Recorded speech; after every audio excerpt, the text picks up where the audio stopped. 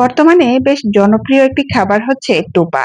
আর এই টোপা কিভাবে বানাতে হয় এবং টোপা কোন কোন ধরনের খাবারের সাথে পরিবেশন করা যায়, এটা নিয়েই থাকছে আমার আজকের কুকিং ব্লগ। আসসালামু আলাইকুম, কেমন আছেন সবাই? শুরু করছি ট্রিওস কুকিং অ্যান্ড ব্লগের নতুন একটি রান্নার রেসিপি। তো আমি টোপা বানানোর জন্য প্রথমেই নিয়ে নিয়েছি 1.5 কাপ কর্নফ্লাওয়ার। তারপর সেখানে দিয়ে দিচ্ছি 2 টেবিল চামচ ময়দা। তারপর দিয়ে দিচ্ছি 2 টেবিল চামচ শুকনো চালের গুঁড়ি। আমি যে উপকরণগুলো বলছি এবং মেজারমেন্ট গুলো আপনারা ঠিক মনে রাখবেন। এখন দিচ্ছি 2 চা চামচ টেস্টিং সল্ট এবং হাফ চা চামচ সাধারণ লবণ। তারপর দিচ্ছি 1 চা চামচ গোলমরিচের গুঁড়া এবং দিয়ে দিচ্ছি 2টি ডিমের কুসুম। অবশ্যই ডিমের কুসুম ব্যবহার করতে হবে। তারপর সবকিছু একটু হাতের সাহায্যে মেখে নিচ্ছি। সবকিছু যখন একটু ভালো করে মাখিয়ে নেওয়া হয়ে যাবে, তখন আমি এটিকে নরমাল টেম্পারেচারে থাকা পানি দিয়ে গুলে নেব। তো আমি এখানে অল্প অল্প করে পানি দিয়ে নিচ্ছি, আর পানির পরিমাণটা একটু নিজেদের অনুমান করে দিতে হবে।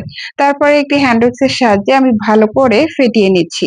পুরো মিশ্রণটিকে একটু ভালো করে সময় নিয়ে ফেটাতে হবে এবং ফেটিয়ে আমি এটিকে ঢাকনা দিয়ে রেখে দেব রেস্টে। আর এই ফাঁকে আমি তৈরি করে নেব এই টোপার মধ্যে দেওয়ার জন্য পুর। তাহলে চলুন রান্নাঘরে চলে যাই। তো চলে আসলাম রান্নাঘরে। চুলায় একটি প্যান বসিয়ে দিয়েছি এবং দিয়ে দিচ্ছি পরিমাণ মতো তেল। তারপর তেলটি গরম হয়ে আসার পর দিয়ে দিলাম পেঁয়াজ কুচি। এখন দিয়ে দিচ্ছি 1 চা চামচ লবণ, 1 চা চামচ হলুদের গুঁড়া, 1 চা চামচ মরিচের গুঁড়া। তারপর দিয়ে দিচ্ছি 1 টেবিল চামচ আদা বাটা, রসুন বাটা এবং পেঁয়াজ বাটা। তারপর সবগুলো মশলা ভালো করে কতক্ষণ কষিয়ে নিয়েছি।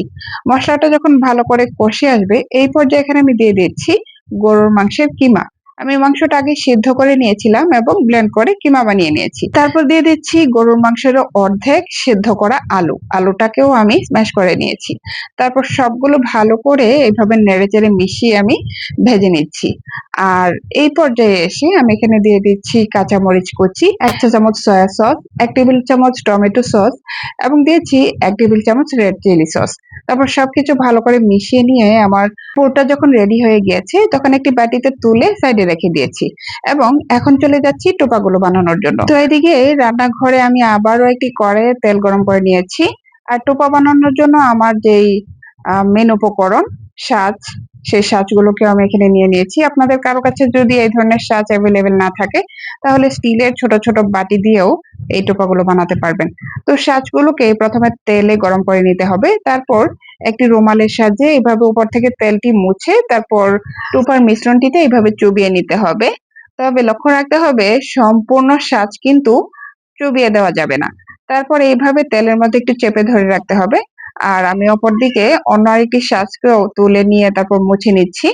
এটিকেও এখন এই মিশ্রণের মধ্যে চুবিয়ে তারপর তেলে ছেড়ে দেব। আর এই সাজগুলো দিয়ে এই টোপাগুলো বানানো কিন্তু খুবই সহজ।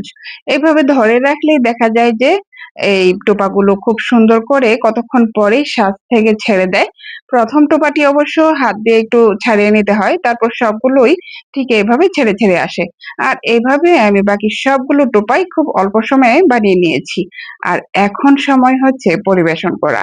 তো দেখতেই পাচ্ছেন আমার সাজগুলো কতটা সুন্দর দেখতে হয়েছে আর খুব মুচমুচেও হয়েছে।